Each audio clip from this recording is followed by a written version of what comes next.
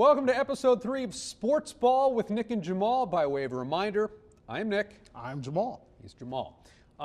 We had a little bit of a lull between episode 2 and 3 because you were off covering the Final Four. Yep, running through the March Madness tournament. Pour one out for Sparty. Yikes.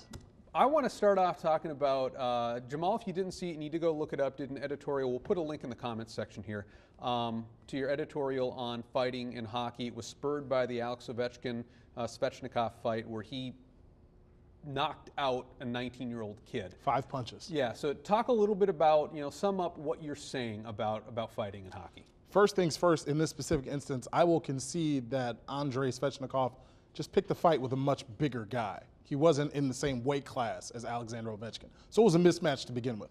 But the point that I'm making about fighting is that I don't think it's needed in the game of hockey anymore. Hockey has evolved to the point of needing to have, not necessarily enforcers, but just fighting in the game itself.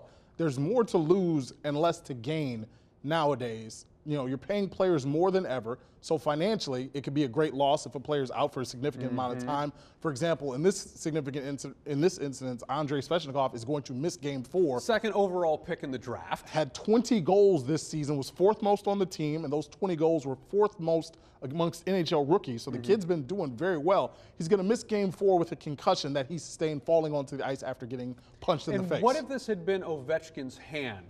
Guy chasing Gretzky's scoring record, defending Stanley Cup MVP.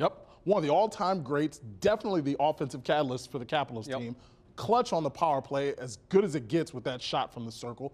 And yet, if he had hurt himself in a fight and had to miss a significant amount of time, hurts the Capitals' chances of defending their Stanley Cup. Would Capital fan like that, who loved him knocking out Svechnikov, would they be loving it? They would have called him, not necessarily an idiot, but they would have strong words for Ovechkin because he doesn't fight often. But if he got into a fight and hurt himself and hurt the team's chances of repeating, fans would have hated that decision. You come at this from a very logical perspective about money and whatnot, and it all makes great sense. I come at this from a conflicted position, by the way, as a former player, as a kid, as a guy who's refereed for his entire adult life.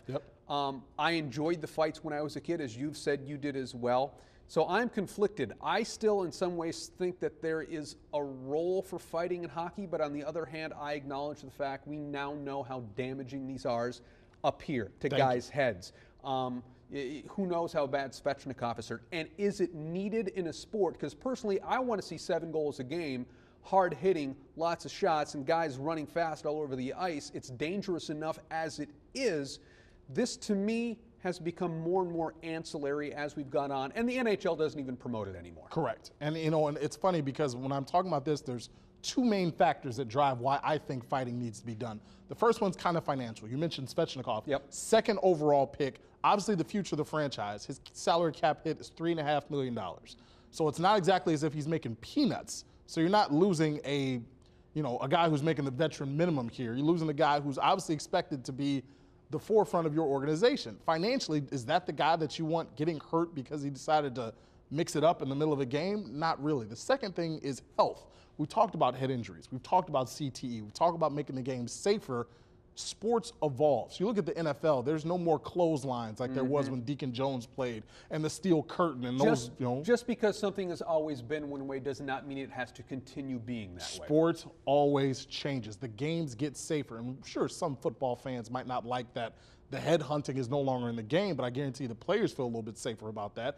Baseball changed when Buster Posey broke his ankle at home plate. Now catchers can't block the plate before they receive the ball. Sports evolves. Hockey needs to evolve too. Let me ask you a question. Somebody asked me, a person that I respect a great deal, asked me on my Facebook page about this when I shared your op-ed. They said, why does the media, and talking about us, and this is a good question, every time there's a major injury or looks to be with a hockey fight, we start screaming from the rafters about fighting, but a 95-mile-an-hour, being at somebody's, melon starts a bench-clearing brawl in baseball, and we don't talk. Yasiel Puig tried to take on an entire team, and we don't say anything about that. And he's right to an extent. We talked about that today in the Whitecaps press box. I shot the Whitecaps game today against the Lansing Lugnuts, and I'm sitting up there talking to people who've been around sports for their entire lives, and specifically the game of baseball. And we said was now that guys are throwing faster than ever, middle relievers And late inning guys are throwing 98, 100, 101. Obviously, Aroldis Chapman bringing it 105. Yu Darvish hit a guy with a 99-mile-an-hour fastball in the junk the other day. Thank you. This is a different era of baseball where throwing at a guy no longer needs to happen as well, because now you got serious injury that's going to come along with it. In the 60s and 70s, fastballs were about 85, 90 miles an hour. Or you had one guy like Nolan Ryan, one guy who was bringing it 95 to 100. Now you got a roster full of guys who are throwing as hard as ever. You're really going to hurt someone. And I agree. You can throw behind a player. You can throw, on the ground. Throwing at a guy in this day and age doesn't need that. But there is a double standard. We don't talk about it in baseball with bench clearing brawls, or even in basket brawls like we do with hockey. You know why? Bench clearing brawls in baseball are pointless, because here's what happens. Someone gets upset, a pitch was thrown too close to someone, somebody bench is clear, they come out and they stare at each other. Do you know why they don't really fight? Because there are serious consequences in the game of baseball for actually fighting. It's one thing to leave the bullpen, leave the dugout, come and argue with each other and yell and scream, but the second someone puts hands on someone else, the second a punch gets thrown, you got fines, you got suspensions coming your way. You know what's ironic about this, and I can't remember quite what the rule is in the NHL, but you can leave the dugout, you can leave baseball, you can leave the bullpen in no consequence. If you jump the boards for a fight in hockey, there are serious consequences. In the NBA, if you step off the bench, if you step onto the floor, automatic ejection and a fine, possible suspension as well. So other things to talk about there. Other thing I wanted to bring about, and I got to eat a little crow. Yep. I got to eat a little crow because I said Tiger Woods was done. Yes, you did. I said he was washed up. I said, and I actually stand by this one, he is not the greatest player going today, but he won the Masters. Now, George and I had a good laugh at this one, because the quote that we remember specifically was, "He's not the best golfer in my lifetime." That's what Nick Lefebvre said. Not the best golfer in my lifetime. I don't know if I remember that quote. I don't know if I remember that. We'll find the video of that. We'll pull that up for sure. But it's one of those things where he comes out, and we had talked about how well the Thursday and Friday he had at the Masters. First 2 rounds he looks good, but then you got to finish it. Well, what Tiger showed down the stretch was the experience that the other golfers lacked. While everyone's trying to muscle the ball over the water onto the green, Tiger does the safe thing, lays it up, takes the long 2-putt, and he ends up taking the lead in the last round of the Masters because he'd been there before. He was smart enough. Now his body is finally healed enough to be able to match his wits, and he looks like the golfer that we used to know when he was running roughshod over the PGA. Okay, so let me amend or correct my previous statement. Uh-huh. Greatest golfer I have ever seen in my 40 years on this planet. At this moment in time, I don't think he's the odds-on favorite week after week like he was in the early 2000s. I agree with you, because people need to see it consistently. But what happens is, and it doesn't have to be next weekend. If he wins at Bethpage Black, though. If he wins one of his next 2 events, right? Now you're talking about 2 out of your last 4, 2 out of 3. He'll be the favorite probably in every tournament for the rest of the year, or, unless something crazy happens, because he's that good and he's that much of a name that you're not going to bet against Tiger Woods once he's hot. That's asinine. No. So, but either way, this was amazing to watch him win that tournament. That was something 11 years, I think, since his last major. I can't remember the actual number. It's been a while since his last major win. I think it had been 14 years since his last Masters win. 11 years, since his last major win for sure. We're looking that up right now. But what I loved about it, and you talked about this too, you can feel this a little bit more as a parent.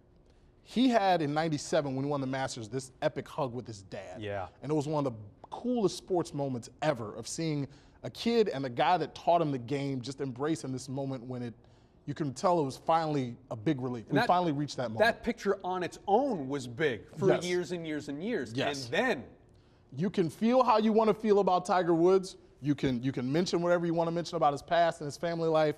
I get it. That's cool. To each their own. That moment after this Masters win, in which he runs up and hugs his son. Unbelievable. And his son is squeezing him, and it's such a beautiful image. He hugs his mother, hugs his daughter as well. But the picture with his son, and then they, a lot of media put him side by side with the picture of his father from 2001, whenever it was. That is just an amazing moment. And you know what? Good on Tiger. It's good for golf. And you know what? Yeah, you said everything. Just because you were, there's infidelity in a marriage doesn't mean you're a bad parent necessarily. Correct. And by all standards, Tiger Woods has shown to be an exceptional father. And there are people that won't cheer for him because of his past. I get it. There are people that won't cheer for him. They think he's a bad guy. To each their own. Like I said, he has done things in his life. I won't call them mistakes so much because he did a lot of them on purpose, but he had some problems in his past. But that does not mean— Don't we all? Right. That does not mean he's a bad father. Yep. That does not mean he's not a guy who's trying to make things right the rest of the way. That was a real moment, and I think just as sports fans, we should enjoy that Masters victory. We should, enjoy that picture as human beings. So most definitely. All right. Episode 3 of Sportsball is now in the books. Sportsball with Nick and Jamal. Don't get that confused. Thanks for watching, everyone. All right.